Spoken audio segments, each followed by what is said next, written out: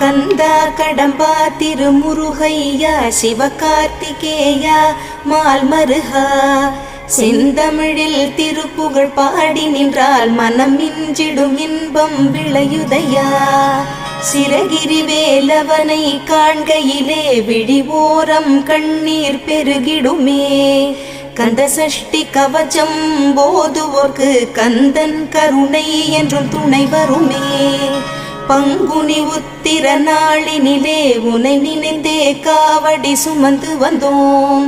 புன்னகை புரியும் ஷண்முகனே உன் சன்னதி தேடி ஓடி வந்தோம். உன் பதம் பணிவது என் தவமே, என் மனதில் நிறைந்திடும் உன் முகமே. ஷண்முக பிரிய குஹ குரு சரவணனே வந்தே இன்னருளை தர வேண்டும். தென்பழனி மலையில் ஆண்டி முகம் சென்னி